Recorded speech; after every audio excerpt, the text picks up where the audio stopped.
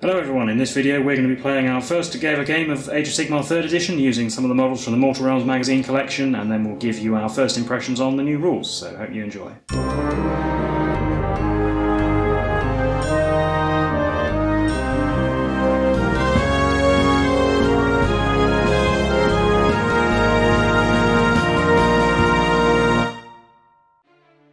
Hello, I'm Will, and I'm here with Mike, we're the Tabletop Donkeys. Hello. And welcome to this video in which we're going to be playing our first ever game of Age of Sigmar 3rd edition. So we're just going to be playing a straightforward game to have a look basically at the changes from the 3rd edition rules, and then at the end we'll give you some of our thoughts on them. And it's also the first video in our Beyond Mortal Realms series where we're going to have a look at some of the things you can do with the Mortal Realms collection beyond just the things in the magazines, ways of expanding upon the collection and playing more games with them, and ways you can move forward with the collection. So we're going to be using two armies made from the models from the magazine collection, which you can see there, but just before we look at those, there's just a couple of preliminaries. Everything in this game, with one slight exception that we'll mention in a minute, is going to be playable if just using the models and war scrolls from the magazine itself. This is being recorded before the new Stormcast Eternals Battle Tome, if that's out by the time you're watching this video, and the freely available 3rd edition core rules pamphlet, and the Battleplan, which we'll also get to in a minute, is from the magazine as well. So we're not using the Battle Tomes or anything, again with a slight exception which I'll mention in a second.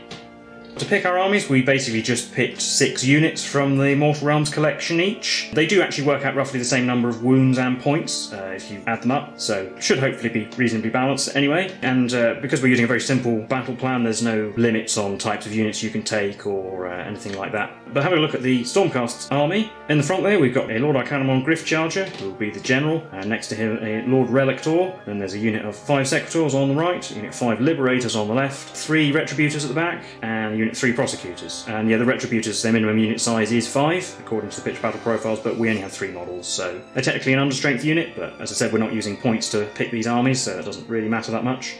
And in 3rd edition, when you make a 3rd edition army, you now automatically get one of each enhancement, which is things like command traits, artifacts of power, extra spells, that kind of thing, regardless of the kind of game you're playing. But there are also some generic ones of all those things in the core rules, so we're using those for this game. So just to explain, well, the Lord Arcanum will be my general, so he's going to have the Heroic Stature command trait, which gives him an extra wound, bringing him up to 8. He also has the Amulet of Destiny, which gives him a 5+ ward, which is 5+ to ignore wounds, that's just what it's called now. And the extra spell he has is called Flaming Sword, which has a casting value of 4, and it allows him to add +1 damage to one of his weapons. And then the Lord Relictor, being a priest, he knows the 2 prayers that he comes with, and he also knows Curse from the core rules, which is a prayer answer roll of 4, and it basically means if you roll 6 to hit against the unit that's cursed, you do a Mortal Wounded addition. If that comes up in the game, then we'll see it a bit more clearly.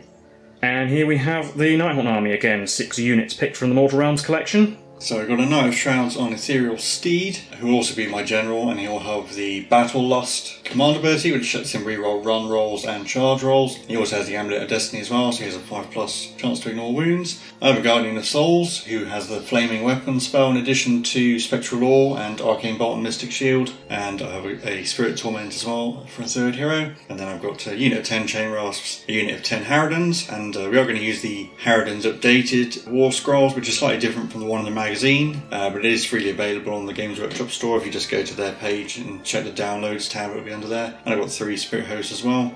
And the one thing that you won't be able to replicate is that we are going to use the allegiance abilities for the Nighthaunt from the Nighthaunt Battle Tome, which there are quite a few which aren't mentioned by the magazine. But just to give it a quick summary, enemy units get -1 bravery if they're within 6 inches of a Nighthaunt unit. Nighthaunt units gain a 6+ ward if they're wholly within 12 inches of a hero, a Nighthaunt hero. Each time an enemy unit fails a Battleshock test, a hero within 6 inches of that unit can regain a wound. And if you make a charge roll of 10 or more, then the unit that made that charge can immediately fight once the charge move is finished, and that doesn't stop them being picked to fight in the subsequent combat phase as well.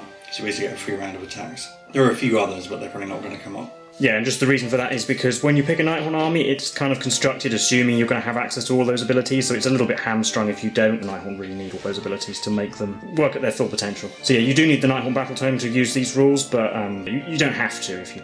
And just a quick look at the battle plan we'll be using. You might recognise this, it's from Mortal Realms issue 46. I think it's also in the 2nd edition core rules, if you have that lying around. But it's a very simple battle plan, mainly just so we can concentrate on showing off the 3rd edition rules and not worrying too much about scenario rules or anything like that.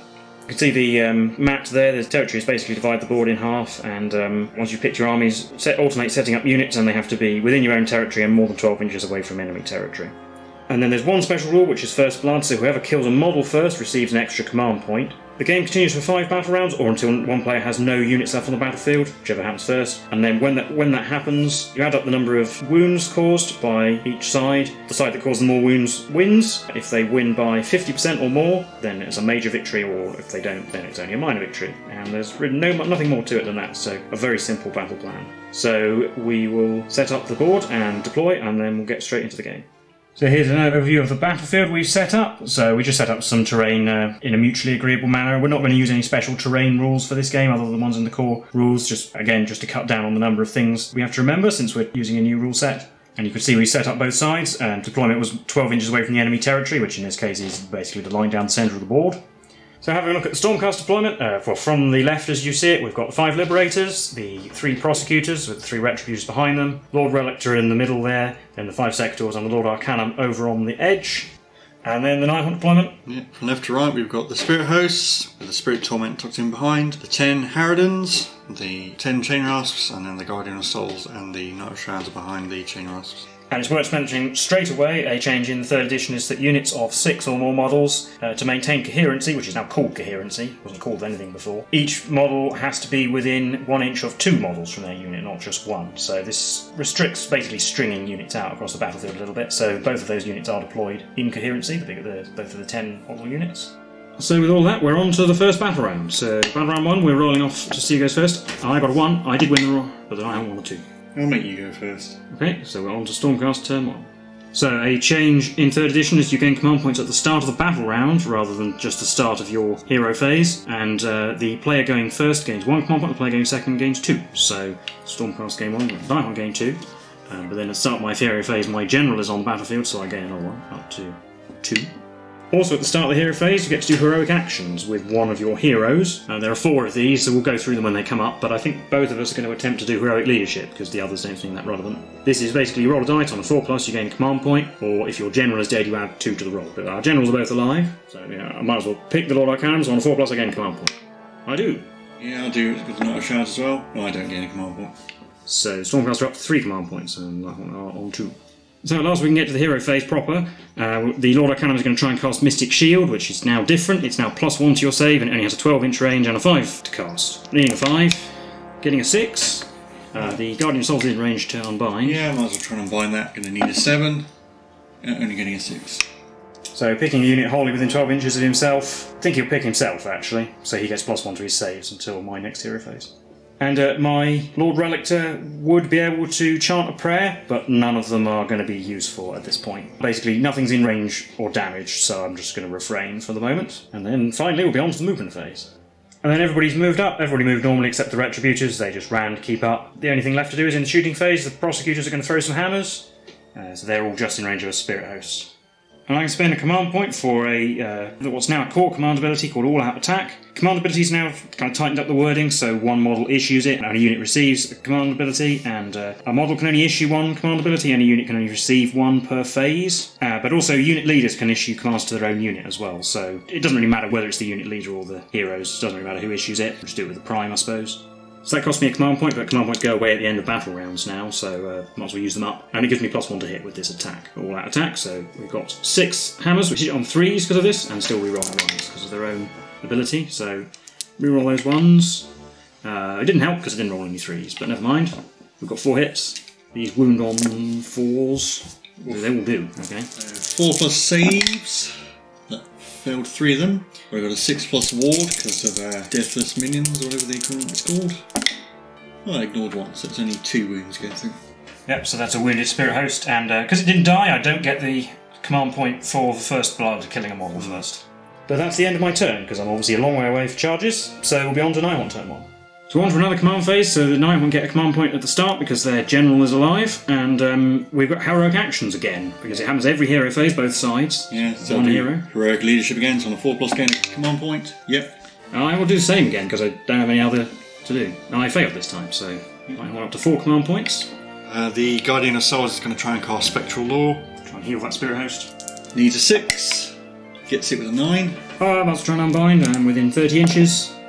Nope, not with a 4. Heal D6 wounds to the spirit hosts. Oh, only 1.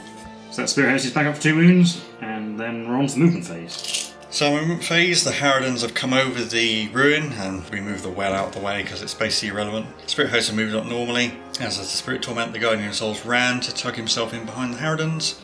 Knight of Shrouds has also ran so you can get across the ruin, and then the Chain Raster is just hiding out at the back. And we'll be on to the charge phase. So the Harridans will declare a charge. They're going to need at least a 9 to get into contact with the prosecutors. They got a 10. So they finished their charge like that. These are all my charges, but due to the Wave of Terror rule, since I made a charge roll of 10 or more, they immediately get to attack after they finish their charge, so the Harridans will attack those prosecutors. So we could pile in, but I'm not going to do that, so that they stay within 12 inches of the Guardian of Souls. Due to the updated War Scroll, Harridans can have 1 Slasher Crone per 5, so William has allowed me to say that this one is a Slasher Crone, since that is the one that would be the Slasher Crone if the magazine didn't tell you to build her like that. Yeah, because the magazine building instructions came before they updated the War Scroll, so it makes sense. So we'll have the Host 5 in front, including the 2 Slasher Crones. And I suppose this is the disadvantage of the new coherency rules, is because they have to be within an inch of 2 models, so it limits their ability to spread out a little bit. But so we have 17 attacks, hitting on 4s, and 6s are 2 hits. Yeah, so it's 4 extra hits, so it's 14 hits. Yeah, and that's another thing from their new War Scroll as well, by the way. Yeah, and then these are wounding on 2s, because they're within 12 inches of the Guardian of Souls. So that's 12 wounds at Ren -1. Then we have a 5+ save. 5 successes, so that's enough wounds to wipe out the prosecutors.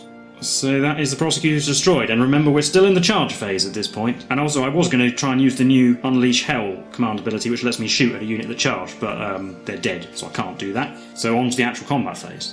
So at the start of the combat phase I will use a command point for the Lord of Geist's command ability on the Knight of Shrouds to give the Harridans an extra attack. Yeah, but another 3rd edition rule change is a unit can only receive 1 command ability per phase, so... Fortunately I can't use all-out attack as well. Yeah, but +1 attack on all the Harridans is pretty good still, so... Yes, and then they can pile in.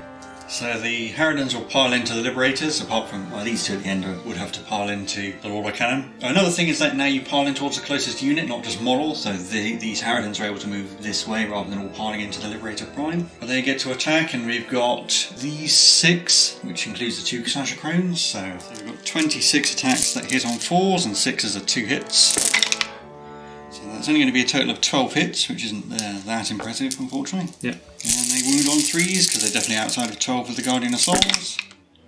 So that is 7 wounds at Ren -1, and actually I forgot this because it's just getting my head into gear, but if I'd thought about it I would have used the All-Out Defense command ability on them. So All-Out Defense gives you +1 to save rolls, which you get from the Liberator Prime, I suppose. It's also at Ren 0 because the Liberator's Sigmarite shields no longer let you reroll 1s on saves, instead it reduces the rend value of the attacker by 1. Yeah, so 7 3+ saves. Failed 2. So that's a dead Liberator, but I can use the Lord Arcanum Cycle of the Storm to keep him alive with 1 wound remaining. Put it on this one over here. I couldn't have used Cycle of the Storm on the prosecutors because they took too many wounds. Even with that, it would still all be wiped out. But then the Liberators get to attack back. So we have 11 attacks hitting on 4s. 8 hits. And wounding on 3s. 6. 4+ save Harridans. Made all of them. Okay, never mind. So actually I should have been hitting on 5s. Because of the Nighthaunt Legion ability that reduces my bravery down to 6, and the Harridan's updated War Scroll means that when you're hitting Harridans, if you have a bravery of less than 7, you have -1 to hit them. But they made all the saves, so it makes no difference. And then my Retributors are technically within 3 inches, but there's no way they can pile in an attack, so they will just have to stand there. So, in the Battleshock phase, I killed 3 Stormcast models this turn, so I used the Spirit Torment's ability to heal this remaining wound on the Spirit Hosts. And actually, technically, the Nighthaunt killed a model, so they got an extra command point. So they're actually up 4 at the moment, because of the scenario rule. But that is the end of the battle round, so our command points actually go away. So the extra command point was completely useless. So we'll be on to battle round 2. So rolling off for battle round 2. I got a 3. I got a 4. I'm going to go first.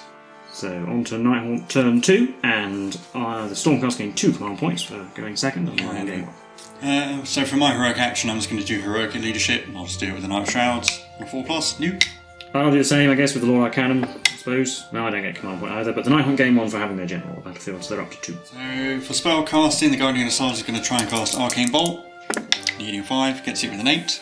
Try and unbind it with the Lord Arcanum, I suppose. Nope, not with the 6. So Arcane Bolt works differently now as well. So when it's cast, then at the start of any subsequent phase before your next hero phase, you can inflict a mortal wound on an enemy unit within 12 inches, or D3 mortal wounds if you're within 3 inches of the enemy unit. So it basically doesn't do a mortal wound immediately, it happens later or it happens when you want it to. So it's only got 12 inch range, but the Guardian Souls can actually move into range and then it's just a bit different. So in my movement phase, the Harridans are going to stay in combat. The Knight of Shrouds has moved over the fallen Sigmar statue. The Guardian of Souls ran and rolled a 6 so you can get up onto the gantry. The Spirit Host and the Spirit Torment have moved up normally, and the Chain Rolls have moved over as well. Then in the shooting phase, the Guardian of Souls will do a mortal wound to the Retributors. Okay, yes, because they're within 12 inches and it's the start of any phase. So that Retributor will take a mortal wound because of Arcane Bolt. And then we'll be on to the charge phase. Well, I'll do the Knight of Shrouds first because he's the easy one. Anything but a double one? That'll do. So he's going to use his command trait, Battle Loss, lets him re-roll run and charge rolls. I'm going to be greedy and try and roll a 10 just for a few random attacks. If I roll a double 1, this will blow up in my face. I did not roll a double 1, so it's totally fine. And I got a longer charge technically as well. So he'll finish his charge like that. Just going to be safe and fight the Liberators. The Spirit Host will charge. It's going to need to be a 10 to get in range of anything, probably. That's 5. I'm not going to re-roll that. Then we're going to try and charge the Chain Rolls as well, because we might be able to hold up the Lord Arcanum a little bit. Again, going to want a really decent roll. 6 isn't going to be enough anyway, and I'm not going to re-roll it. So, at the start of the combat phase, the Knight of Shrouds is going to use Lord of Geist on the Harridans again, and then they will attack the Liberators. So we're actually able to pile in another one, so we've got 7 Harridans in range, so that'll actually be 30 attacks now. Yeah, when they're picked to be attacked, I will do my all-out defence again, so another command point to give them +1 to their saves. First batch of 15, hitting on 4s, rerolling 1s because they are wholly within 12 of the Spirit Torment, and 6s are 2 hits. Try and get in the box. There's 7 so far, and then there's a load of 1s to reroll. Getting another one, so it's 8 from the first batch of 15. And the second batch, 5 hits plus 2 from the 6s, so that's 15 hits in total. Perfectly average. And then we're wounded on 2s because the Guardian of Souls is nearby. And they all wounded. 15 saves at 3+ because of all-out defence and reducing their rend by, worsening their rend by 1. 6 fails, well, 6 damage. 1 wound, 3 wounds. And then we've got 3 wounds, but then with Cycle of the Storm it effectively gets reduced to 2 wounds because this one dies, stays on a wound, and then takes another one. 5 wounds total basically means I don't have a wounded one at the end of that. I'm going to pick the Retributors to go. I think if I do that I can make sure the Night Shrouds can't get at them. So if they pile in like this, then they can get 2 to attack the Harridans. And we might as well give them all-out attack for +1 to hit, which counteracts the -1 from the Harridan's ability as discussed before. So we've got 5 attacks hitting on 3s. 6s do 2 mortal wounds. 6s do 2 mortal wounds. So we've got 2 mortal wounds, 3 2s though. So just 1 ordinary hit, which wounds on a 3. It did. 4+ save for that. Save that. Then we've got 2 6+ wards against the mortal wounds. Didn't even work for them. So it's 2 dead Harridans. Let's just make it easy and take away that one and that one. Then the Night Shrouds gets to go. Yeah, he's going to pile in around like that. Can't get in range of the Retributors, so he'll fight the Liberators. So he has 4 attacks with the Sword of Stolen Hours. Hitting on 3s, rerolling 1s. That's 3 hits. Wounding on 2s. 3 wounds. -1 rend. But the Liberators reduce that by 1 point. And they still have their +1 saves. Yep, so it's 3s. Failed 1, so that's 2 damage. Yeah. Then the Horse has 2 attacks hitting on 4s, rerolling 1s. 1 hit. Wounds on a 5. Oh yeah, on a 4, so it is a wound. Yeah, because of the Guardian Souls, and this is a 3+ save as well. So, yeah, I rolled a 4. So we lost the other normal Liberator, and then the Prime is going to hit back at the Knight of Shrouds because he gets +1 to hit against him anyway, and he only gets a -1 to hit if he's attacking the Harridans. Actually, this is not correct. In fact, every enemy unit with a bravery of 7 or less within 3 inches of a unit of Harridans has -1 to hit regardless of what they're attacking. But fortunately, thanks to the way the dice fell in the game, I don't think it had any effect on it. I think the only extra hit I got was saved anyway, so it wouldn't have made any difference to the outcome. So it's 3 attacks hitting on 3s because the Knight Shrouds has 5 or more wounds, so that helped. We've got 3 hits, and wounding on 3s as well. Only 1. 4+ save. Made it. But that will be the end of the combat phase. Onto the Battle Shock phase. The Nighthaunt did kill 3 Stormcast, but the Spirit Torment isn't in range of the Harridans to bring them back. And the Liberator Prime has to take a Battle Shock test, having lost 4 models this turn, and also the Nighthaunt reduces his bravery. Yeah, so he's bravery 6, so a 1 or a 2 he's okay. Hitting a 1 or a 2. Oh, 3, so he runs away. So he flees. But that will be the end of the turn. On to Stormcast turn 2. So in my hero phase, I gain a command point because my general's alive, and then it's heroic actions, and I do mine first, so it is the Lord Arcanum's finest hour. So for the rest of the turn, he gains +1 to wound, and +1 to save rolls. And I'm just going to do heroic leadership again. 4+ again a command point. Nope. And then in the hero phase, the Lord Relictor is going to use the Lightning Storm prayer. It's not entirely clear, it doesn't explain in the Stormcast FAQ whether this follows the general rules for normal priest things, because they've all kind of been reworded a bit, but this one hasn't, but we're going to assume it does. So basically it's a 3+ to be heard, the prayer, but if he rolls a 1, he takes a mortal wound instead. He rolled a 3, which is what I wanted, so the Dreadside Harridans take D3 mortal wounds. They take 1. Which I'll ignore on a 6. I did not. Take away this one. And they're also -1 to hit. They have -1 on their hit rolls. And then to show it off, and of course because it's quite good, the Lord Arcanum is going to try and cast Flaming Sword. It's a casting value 4, and if he succeeds, he can add +1 damage on one of his weapons. So needing a 4, getting a 6. Yeah, I'll try and combine that with the Guardian Sword, needing a 7. Nope. No, so he's got +1 damage on his Ether Stave. And then in the movement phase, the Lord Arcanum has moved into the middle. Secretors are coming round the rubble slowly. The Lord Relictor moved into the middle of the rubble, and the Retributors will stay in melee for now. No shooting, because my Prosecutors are dead, so straight to the charge phase, where we will declare with the Lord Arcanum first. He needs anything but a 2. That's a 9, that'll do. He'll finish his charge there. He's bringing everyone over here except the Knight of Shrouds within 3 inches, so I think Spirit Flasks may happen. We'll do the Lord Relictor next. So he probably needs a 4 because he's behind a bit of rubble. Yeah, 7. That's obviously enough. I'll just roll the Secretors now as well. Yeah, they got a 7, that should be good. So the Lord Relictor finishes there, and the Secretors also within half an inch of the Harridans, but staying more than 3 inches away from the Lord Arcanum. That will be all my charges, so on to the combat phase, where at the start of it we will shatter all 3 Spirit Flasks, so that's 3 mortal wounds, basically do everything except the Knight Shrouds that's over here. Thanks to his Amulet of Destiny, he has a 5+ ward, so he might ignore some of these on 5s. And he rolled 1, so he only takes 2 wounds, and he's down to 6 because he started with 8 wounds thanks to his command trait, and then all the Nighthaunt. Yeah, so I'll do the Spirit Host. Got a 6+ ward for everyone, so they ignored 1, so that's 2 damage. The Spirit Torment. Oh, ignored 2, so he's down to 4. The Guardian of Souls. Ignored 1, so he's down to 3.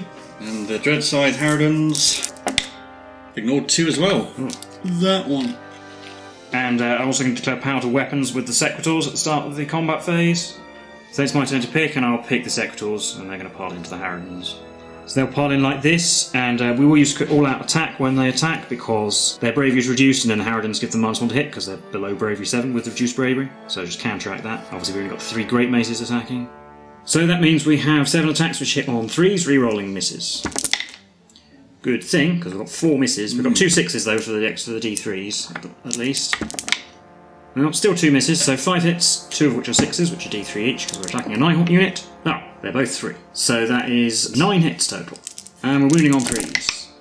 Only 4. 4+ saves. Made 2, so that's going to be 4 damage going through. And shrug them on ward on 6s, ward 1, so that's 3 dead Harridans. So I'll take away this one, and then these 2, leaving the 2 Slasher Crones and a regular one. I'm going to pick the Spirit Hosts to go. So they pile in a little bit. Yeah, and then leaving a gap so the Spirit Torment can eventually get in, but then we're going to attack the Lord Arcanum. So we've got 18 attacks hitting on 5, 6s are mortal wounds. We got 1 mortal wound, and then there were 2 1s in there to reroll. Yeah, nothing. So 5 regular hits that wound on 3s, because of the 3 wounds. But he has got a 2+ save at the moment because it's his finest hour. Yeah, so he's fine. Well, he's fine anyway. But he has a 5+ ward against the mortal wound. Well, he does take a wound, so he's down to 5. And I'm going to pick the Retributors to go. And they'll pile in like this, helping out that I can pile in towards the closest unit rather than model, specifically. So yeah, we can get 2 into the Knight Shrouds and 1 has to fight the Harridans. On the Knight Shrouds, we have 5 attacks hitting on 3s, 6s do 2 mortal wounds instead. No 6s, but we've got 4 hits. Wounding on 3s. 3. 4+ save. Made 1, failed 2, and then he has a 5+ ward from his Amulet of Destiny. He warded 1, so he takes 3 damage, he's down to 3. And then we've got 2 attacks on the Harridans which hit on 4s because of the -1 to hit for bravery problems. Oh, never mind, 2 mortal wounds and a hit. And a wound on 3, which doesn't. So 2 mortal wounds. Ward these on 6s. Ah, Oh. never mind. I'll pick the Harridans, they're not going to pile in, so the 2 Slasher Crones will fight the Retributors, and the other one will fight the Secretors, I suppose. So, I'll do the Slasher Crones on the Retributors. They've got 8 attacks, hitting on 5s because of the Lightning Storm, rerolling 1s because of the Spirit Torment. Oh, and 6s are 2 hits. Yeah. So those go away and reroll that 1 into a 1, so that's going to be 7 hits. And then these wound on 2s because of the Guardian of Souls. That wasn't 1, so 5. Yeah, -1 range, which is, yeah, they don't have any shields, so 5 plus save. Like 3 damage. And then the 1 remaining regular Harridan has 3 attacks on the Secretors, hitting on 5s, rolling 1s, getting a single hit. She wounds on a 2. Oh, she doesn't. So 2 wounds kill this guy, but then we'll cycle the Storm to keep him alive on 1, and then the last wound kills him, so it just saves us a wound. So then we'll pick the Lord Arcanum. He will attack everything against the Spirit Hosts. So he has 4 attacks that hit on 3s. Well, it may be his finest hour, but it doesn't help him re-roll 2s and 1s. So 1 hit. Wounds on a 2, because it's his finest hour. It's a wound. 4 plus save. Nope. So D3 plus 1 damage. Yeah, because of Flaming Sword. Oh, 2. 2 damage. Ward on a 6 plus. Nope, so a Spirit Host will die. So 2 damage so far, and then the Mount hits on 3s. It hits twice. It wounds on 2s, because it is also its finest hour. Well, 2 wounds anyway. 4 plus saves, made both. The Spirit Host dies, and then there's 1 on 2 wounds. I'll do the Spirit Torment next, because the Night Shroud is safe. So he's going to put all of his attacks on the Lord Arcanum. He has 3 attacks, hitting on 4s, re-rolling 1s because of himself. 1 hit, as usual. Wounding on 2s. Nope. Then my last pick is the Lord Lector. He has 4 attacks, hitting on... He is hitting on 3s because his bravery is high enough that he's not reduced. Well, that's not going to help. And finally, the Knight of Shrouds will go. He has 4 attacks, hitting on 3s, re-rolling 1s. Re-roll that 1 into a hit. And then he wounds on 2s with his sword. 3. 5 plus saves. Oh, all made 2, so it's only 2 damage. And finally, he's got the horse. Hits on 4s, re-rolling 1s. 2 hits. Wounds on 4s. 2 wounds. 4 plus save. Oh, I failed 1. That is actually important because it kills the Retributor. So yeah, this one takes 3 damage. So then, it's the end of the combat phase, so on to the Battle Shock phase, where I do have to take a Battle Shock test for the Retributor Prime. And he's reduced to Bravery 6, so 5 or 6 is bad. Yeah, every time, so he runs away. And there's nothing I can do about it because I haven't got any command points left. So the second Prime of the battle runs away. And then the Harridans also need to take a Battle Shock test. Yeah, I'm going to use my command point for the Inspiring Bravery, or whatever it's called. That stops them making a Battle Shock test. So technically that has to be used at the start of the Battle Shock phase, but we didn't realise that changed, so we're just... Yeah, I would have done that. Yeah, it would have done that anyway, so we'll stick with that. But that is the end of the turn and of the battle round. So we're rolling off for battle round 3. The third battle round, rolling off. I've rolled 1. Yes. Well, I rolled a 3. Yeah. I'm going to go first. So on to Nighthaunt turn 3. Yeah, so the Stormcast gain 2 command points, the Nighthaunt gain 1, and then they gain another one at the start of their hero phase for having the general alive. And then we're on to heroic actions. Yeah, and I'm going to do heroic recovery, so I'm using the Knight of Shrouds, so all I have to do is roll 2 dice, and if I roll under his bravery, I can heal D3 wounds. If I roll equal to his bravery, I only heal 1. His bravery is 10. Yeah. I rolled a 4, that's under 10, so he heals D3 wounds for 3, back up to 6. Yep, so he heroically recovers his injuries, and I'm going to do the same for the Lord Arcanum, actually. So he's bravery 8 right now, because he's near a Nighthaunt unit, so we need to roll an 8 or under. That's a 9, so nope. So the Guardian of Souls is going to try and cast Spectral Lure. Casting value of 6, gets it with an 8. Try and unbind that, I suppose, needing a 9. Nope. Going to cast it on the Dreadscythe Harridans. So I'll bring back D6 Harridans for 4. In my movement phase, everyone's going to stay where they are, apart from the Knight of Shrouds is going to move down here to get near the Lord Arcanum, and then the Chain Rasps are going to move up. We'll go on to the charge phase. I'll do the Chain Rasps first. Oh, I got a 9. That's... Not quite a 10. Yeah, if only. So they'll finish their charge against the Secretors like that, and then the Knight of Shrouds will charge as well. Anything guard a 2? Oh, an 11. Oh, he gets a free round of attacks. Perfect. He's going to go in like that. He can make a free round of attacks because of the Wave of Terror rule. 4 attacks hitting on 3s, rerolling 1s. 3 hits. Wounding on 2s. Oh, 1 wound. It's not his finest hour anymore because that only lasts to the end of the turn, so he's a 4 plus save. Which you have failed. But he has a 5 plus ward. Nope, still 2 damage. Down to 3. Then a horse hits on 4s, rerolling 1s. Gets a hit. Wounds on 4. It does not. At the start of the combat phase, I'm going to put Lord of Geist on the Dreadscythe Harridans. And I will use the Lord of Arcanum's command ability to give the Secretors both power to weapons and shields. Power to shields has changed now. It's not reroll save rolls. It now gives them a 5+ ward against damage. Still good, possibly not quite as good as it used to be, but I think it's going to be needed this combat phase. And I'm going to pick the Harridans to go first. These 5 Harridans here are all within an inch of a Secretors, so they'll fight the Secretors, and that includes the 2 Slasher Crones, and then this one at the end will fight the Lord Relictor. And the other one at the back has to stay there because there's new coherency rules. Now that they're back up to more than 5 models. 22 attacks, hitting on 4s, rerolling 1s, 6s are 2 hits.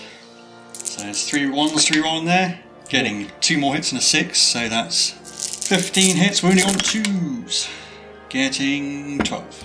We got a 5+ save because, unlike the Secretors' shields, they do not reduce rend. Made 4, so that's 8 wounds going through. And then Power Shields gives them the 5+ ward, so looking at 5s. Made 3, so 5 damage. So we'll take away the 2 shields, and then Cycle of the Storm effectively just lets me reduce the wounds by 1. I got 4 attacks on the Relictor from the 1 remaining Harridan. Hitting on 4s, rerolling 1s.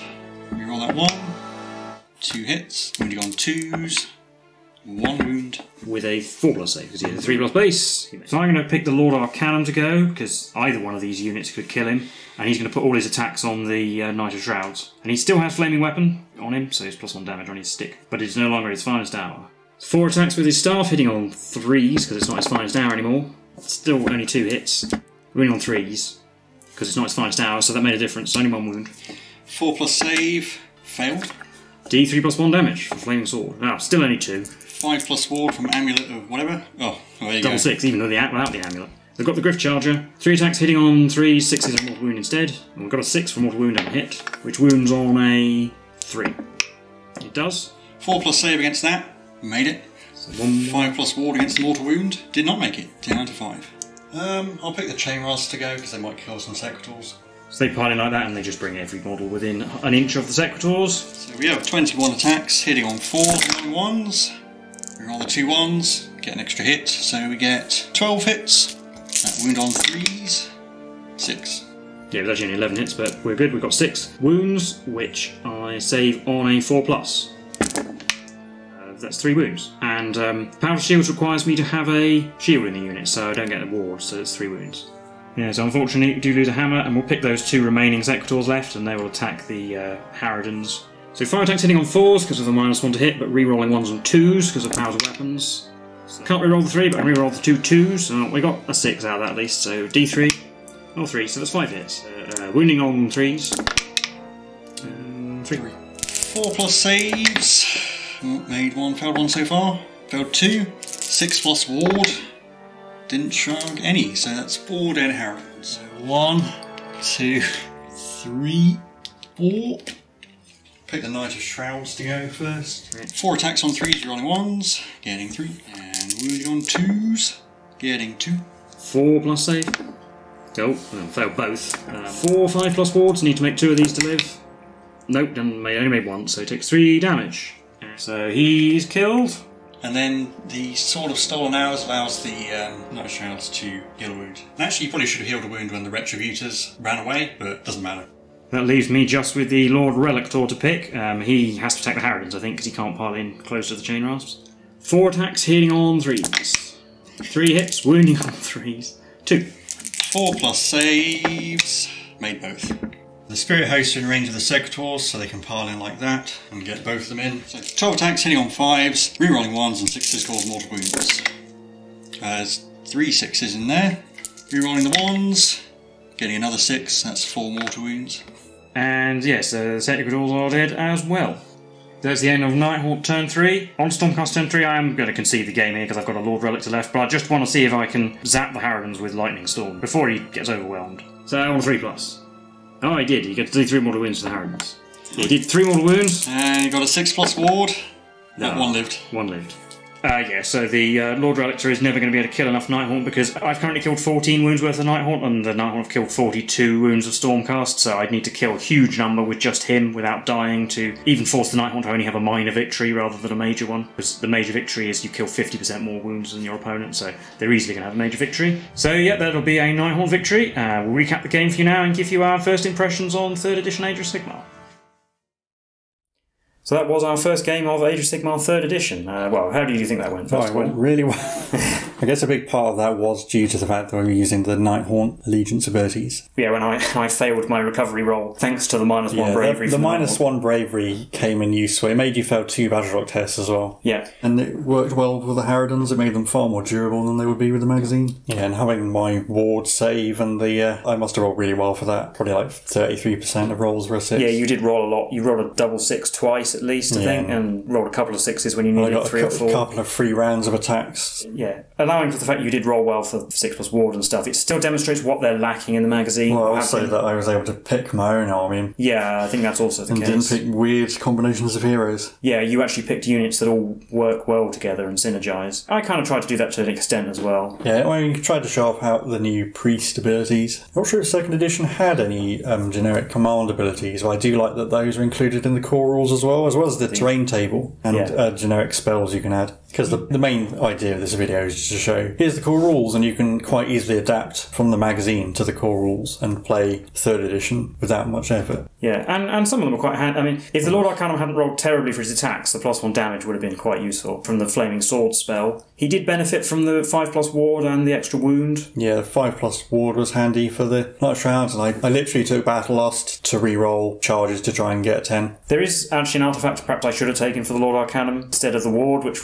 allows him to cast an extra spell every turn because he has good spells. That would have been pretty handy, but then the Nighthaunt would probably want to have an extra wizard and... or I'd use the hero action actually to unbind stuff probably. That is quite handy as well if you don't have a wizard or an army that has strong wizards. Being able to potentially unbind a spell is quite handy. For free essentially as well. I really like all the new command abilities and the heroic actions because it actually gives you something to do during your opponent's turn, and you both getting command points at the same time and getting an extra one for going second as well makes that more of a strategic choice. Yeah, because one of the problems we've said with Age of Sigmar 2nd edition is losing the roll-off to go first is often really bad. I mean, I don't think it's completely removed that. You did get to take a double turn in this game, which the double turn was definitely a factor, but at least I got an extra command point to sort of make up for it a bit. And I do like how you reset at the end of the battle round, so there's some strategy in saving command points for your opponent's turn, but you still want to use them all up. And because each hero or unit can only issue one and receive one, you can only use each one once per phase. There's a lot more strategy in deciding when to use them and what to use them on. Yeah, there were definitely a couple of occasions where I would have liked to put 2 command abilities on one unit, but I couldn't. Or even if in the final turn, if you'd used all-out defense on the Lord Arcanum, he might have survived against the thing, and then I wouldn't have been able to go and attack the Secretors and kill them because you saved a command point in case they ran away. Yeah. But then they all died anyway. And also it's because there's quite a lot of heroes that don't have command abilities, and it gives them some use. And even unit commanders can do it on their own unit, but still. And actually, one thing we didn't mention is that the command ability range has increased for the generic command abilities as well. It's now 12 inches for all heroes. It's wholly within 12. Basically everything is wholly within, but it has a longer range. So command abilities used to be within 6, now it's wholly within 12. So it's made it a lot more consistent, which is nice. And yeah, the heroic actions, I mean, mine weren't very successful. The Lord Arcanum's finest hour was pretty comical. Well, I think I only got 1 extra command point, and it was in the first turn. So. Yeah, I think I got 1 extra. But the recovery is really helpful for Nighthaunt because we're all bravery 10, so you're basically always going to succeed. Yeah, there's a few things we didn't see, like you can't retreat and run at the same time, which I think makes sense. It does make mobile units a little bit more useful, being able to disengage easily. And if you roll a double 1 to cast a spell, you miscast and take D3 mortal wounds, so adds a little bit of peril. And being able to pile in towards the closest unit as opposed to closest model, this also makes sense since there's so much melee focus in this game that just makes things easier to move into range. There's also some extra things that we just don't have the models to use, like monsters have a whole set of things. It's a bit like heroic abilities, but it's called like monstrous rampages, and it basically gives monsters something to set them apart rather than just being a huge unit with a lot of wounds. It actually gives them some special abilities for being a monster. And also there's some minor changes as well, like units with more than 5 wounds count as 2 models on an objective. It's just little tweaks here and there, I think, in a lot of the rules just to try and improve certain things that... And I think they've been trying to cut down on how many rerolls as well, because you don't get rerolling ones from all your shields. Yeah, actually the changes to the Stormcast shields, I mean, they're not technically 3rd edition rules changes, they're actually from the FAQ document for the Stormcast Eternals, but it definitely helps the Liberators. Reducing your opponent's rend by 1 actually makes them a really solid defensive unit. Yeah, I think it helps set them apart from Sequitors and makes them a more defensive unit rather than the Sequitors being just a really good unit overall. Yeah, because definitely something we've seen with the magazine, and we've said before, is that Liberators just feel a bit like a worse version of Sequitors. They don't have all the special abilities, but yeah, because Sequitors actually, with their old version of power to shields, were extremely tanky as well as being extremely powerful on the attack. Whereas now it's kind of, power to shields isn't as good. Like a 5+ ward is good, but I don't think it's as good as rerolling all saves. Especially against higher damage attacks, it's not as good. Yeah, whereas the Liberators are now really quite solid in defence, especially because now all-out defence is available. Yeah, you can get them up to 3+ saves, it's pretty tanky. Well, it's noticeable, isn't it, that the Harridans went through my 3 prosecutors in the charge phase, no less, without really slowing down, and then went straight into the Liberators and did 1 wound. Well, they did 2, but Cycle of the Storm. Although the coherency rules as well, I guess, are kind of annoying, but I guess it also makes units that have longer weapon range more useful. Like a big unit of Glaive Wraiths is actually a reason to take them, because being able to fight in ranks is more useful. Whereas the Harridans get really stuck up on each other. You can't get them all in combat unless they're surrounded. Actually, I suppose it's noticeable that the Nighthaunt basically won a straight-up fight game, because normally their chances in the magazine have mostly been on objective games, where they've had their numbers and ability to count, but the extra rules really gave them the boost to actually beat the Stormcast in a straight-up fight. So. And this is before any new battle tomes come out, so I imagine a lot of stuff will change in them. Yeah, the Stormcast Eternals at the time of filming are due a new battle tome pretty soon, because they've got quite a lot of new units with the 3rd edition launch. No idea when the Nighthaunt will get one. But yeah, Nighthaunt aren't. But they're not the poster bad guys anymore. No, it's the Age of Beasts now, so Destruction armies seem to be getting all the stuff, whereas the Death is not really in the limelight anymore, unfortunately. Yeah, I will say it is kind of disappointing. The magazine's almost finished at the time of recording in the UK, and we will keep doing the magazine as the magazine says, even though it's still 2nd edition, just for completeness sake. But it's kind of annoying for new players to, here's a new set of rules you need to learn, and we're not going to tell you about them in the magazine. Yeah, the magazine just continues, blissfully unaware. Yeah. Which I guess makes sense for consistency, but is not as good for new players, I don't think. And if you're behind the UK, at least the core rules are free, so you can adapt to 3rd edition if you're not too bothered about the magazine. And also, actually, the battle plan we played, obviously, it was actually from the magazine, and it's actually technically an old 2nd edition battle plan, but it's very straightforward. There's no reason why you can't just use a battle plan you've got from somewhere else. You could easily just use one of the ones from the magazine. Yeah, it's very straightforward to adapt. And the fact that it was nice and simple meant we didn't have any scenario rules. Although the one scenario rule we did actually forget, which was the Nighthaunt got an extra command point. Oh, it didn't. It was irrelevant. We forgot it until later on, but it wouldn't have mattered anyway. It's a bit silly with the new command point rules, but anyway, that's just the way it was. Yeah, so this is the first in a possible series of Beyond Mortal Realms. We did a similar one for Conquest, and there are things like Warcry and Warhammer Underworlds that you can do with models from the magazine, but I'm not sure whether you can play them with just the rulebook. But if anyone has played those and has any ideas about those, please let us know in the comments. Yep. But anyway, that's it for this video, so if you've enjoyed this, then please do leave a like and subscribe. Let us know your thoughts on the game, or if you've played the 3rd edition rules yourself, then let us know what you think of them and what you think of some of the changes. Are these good changes for the game, or there's some bits you don't like, perhaps? Let us know in the comments below. We'd like to hear your thoughts. We've been the Tabletop Donkeys, and we'll see you in the next video. Bye for now.